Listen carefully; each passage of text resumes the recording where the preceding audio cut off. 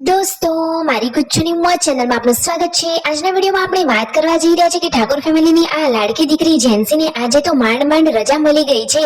એના તો હાલ જ બેહાલ થઈ ગયા છે। જુઓ તો ખરા, અને આ શિલ્પા ભાભી માટે કઈ વસ્તુ લાવ્યા છે નવી। અને દોસ્તો જુઓ, જેન્સી ઘરે આવી તો કેટલા બધા લોકો તેને બોલાવવા માટે આવ્યા છે। હવે તેની તબિયત કેવી છે? માંડ રજા મળી છે અને અત્યારે તો જુઓ તેની આંખ ઉપર કેટલા સોજા છે। હવે ફરીથી ડોક્ટરને બતાવવા જવાનું છે કે નહીં? ડોક્ટરે તેને કેટલા દિવસની દવા આપી છે અને હવે ફરીથી રિપોર્ટમાં શું આવી એ બધું જ જાણવા મળશે તમને મારા આ વિડીયોમાં। મારી ચેનલ ઉપર નવા હોય તો ચેનલને ફટાફટ લાઈક શેર એન્ડ સબસ્ક્રાઇબ કરી દો। Full video Thakor family blog channel દોસ્તો, ફૂલ વિડીયોની લિંક ડિસ્ક્રિપ્શનમાં મૂકેલી જ છે, ત્યાં જઈને તમે આખો વિડીયો વોચ કરી શકો છો। આવી ટૂંકી ટચુકડી લાઈવ લેટેસ્ટ ટ્રેન્ડિંગ માહિતી મેળવવા માટે કરી દો મારી ચેનલને ફટાફટ સબસ્ક્રાઇબ। તો ચાલો દોસ્તો, હવે વધારે રાહ ન જોતા આપણે વિડીયોની શરૂઆત કરી દઈએ છીએ। તમે વિડીયોમાં લાઈવ જોઈ રહ્યા છો કે આજે તો રાકેશભાઈ અને તેમના પપ્પા ગયા છે બજારમાં।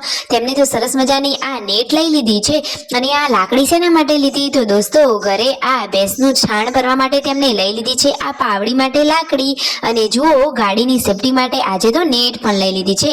તેમના પપ્પા કહે છે કે સાધનને તો સાચવવું પડે, તો તેના ઉપર તડકો આવતો હતો એટલા માટે નેટ લીધી છે।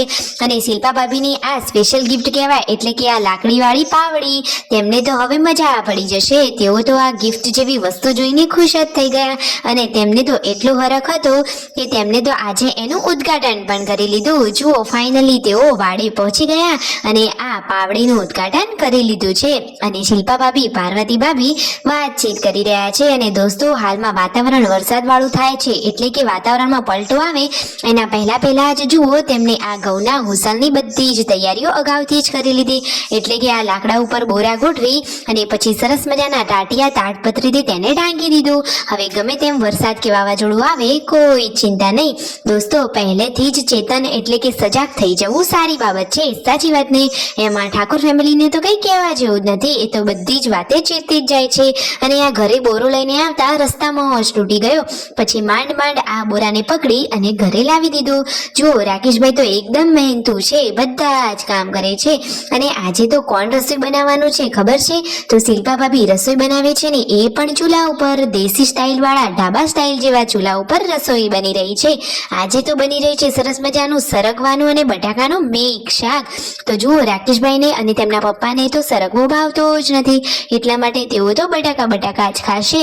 તો આજે શિલ્પા ભાભી આ બંનેનું મિક્સ શાક એક જ તપેલીમાં કઈ રીતે કરવાના છે જુઓ તો ખરા, કે શાક જોઈને મોઢામાં પાણી આવી જાય એટલું ટેસ્ટી ચટાકેદાર તેવું શાક બનાવવાના છે।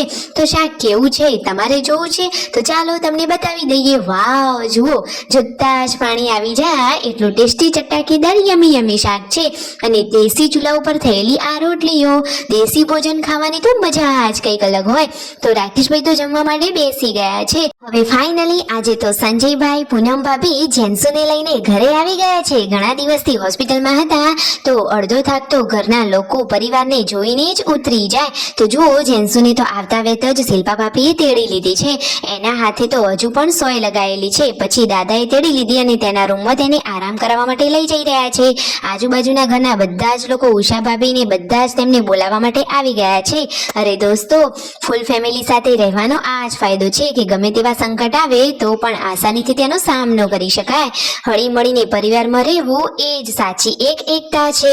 તો જુઓ, જેન્સુ અહીંયા બેઠી સાદી ખીચડી જમી રહી છે ને બધા લોકો તેને બોલાવવા માટે આવ્યા છે, તો બધા અહીંયા નીચે બેઠા છે। અને જેન્સુને તો આ ઓરી અછબડાની આ બીમારી છે, એટલા માટે નાના બાળકોને પણ એના જોડે જવા દેવાના નહીં, કારણ કે આ તો ચેપી રોગ કહેવાય। તો એના જોડે જે જાય એવા નાના બાળકોને પણ થઈ શકે છે, એટલા માટે જુઓ, જેન્સુની જોડે હાલ વિયુને કે યશુને જવાનું નથી। અને જુઓ, અત્યારે તેની તબિયત સારી છે, હવે ફટોફટ કમ્પ્લીટ ઠીક થઈ જાય એવી જ પ્રાર્થના। હજુ તેની આંખ ઉપર સોજા છે, પણ હવે ધીરે ધીરે દવાથી મટી જશે। હવે ફાઇનલી આજે સંજયભાઈને ઘણા દિવસે ઘરે આવ્યા ત્યારે મસ્ત મજાના ફ્રેશ થઈ ગયા। તો વિડીયો ગમે હોય તો લાઈક શેર એન્ડ સબસ્ક્રાઇબ।